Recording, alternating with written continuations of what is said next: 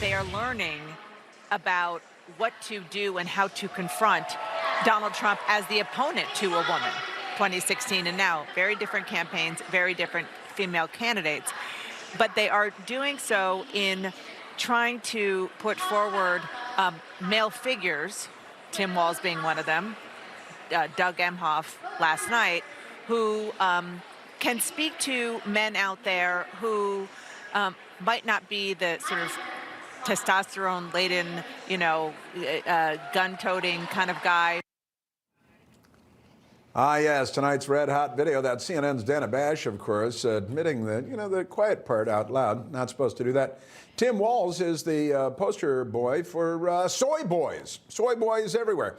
Like these clowns, everywhere you looked, there was no shortage of guys low on testosterone, to be generous, at this week's DNC in Chicago. Take Doug Emhoff, a beta male, if anyone's ever seen one, says that he's scared of, frightened of toxic masculinity. Whenever they think masculinity, they think toxic masculinity. They're not in favor of it. Or how about Chuck Schumer? Chuck Schumer. Not only does Chuck Schumer, he doesn't know how to grill a burger on a charbroil there. He also doesn't know how to dance either. He can't dance. He can't make a cheeseburger. I could go on, but we only have a 1-hour show, so there's only so much time. Pretty extraordinary stuff.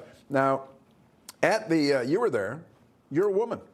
I've noticed these things. Yes. And the Democrats are.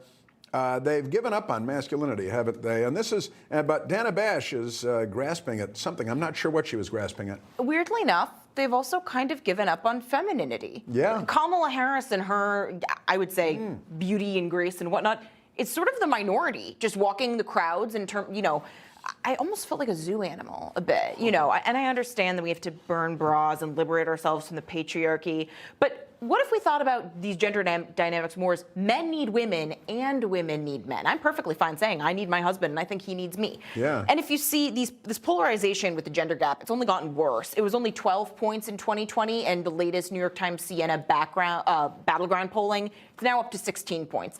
My bet would be that the Hispanic gap is going to be smaller than the gender gap. Because quite frankly, I'm going to steal this example from Neil Ferguson.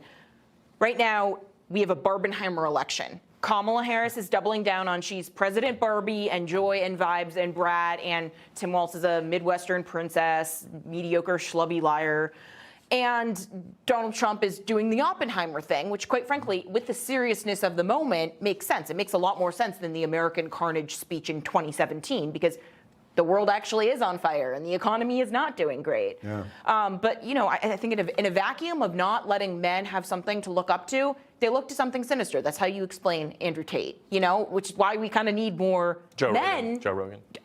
I'd much rather have them looking up to Joe Rogan and Jordan Peterson as models of positive masculinity, rather than tell them just deny your masculinity at all, because that's how you get toxic masculinity. Well, it's true. Masculinity is very much under attack, and it's the Democrat Party leading the charge. And there's a lot of cross-dressing going on, stealing women's luggage at airports, and being in charge of nuclear policy or whatever. Erasing women's bathrooms. At the and women's bathrooms and tampons in the boys' rooms. Erasing women's sports. Well, there was mostly at the convention.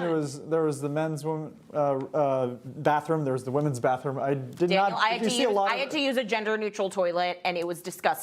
And I did not even reach the gender-neutral toilet. And in fact, they got rid of the women's room to make the gender-neutral. They didn't get rid of the men's room to make the gender. They still had the men's room, but then they. But I do think that the party is reflecting the reality that the country and society has changed. It's not the 1950s anymore. So for Doug Emhoff, who was a high-powered corporate lawyer at a top firm, to take the backseat for his ambitions and not feel butthurt by it, that is something that can be applauded. That there's tons of women who are making more money in society now than some of their men. I mean, I wonder if you got a vasectomy while I was there. Oh gosh, a free one. I think what the Democrat Party is realizing is, oh shoot, we spent the last decade bashing men, bashing masculinity.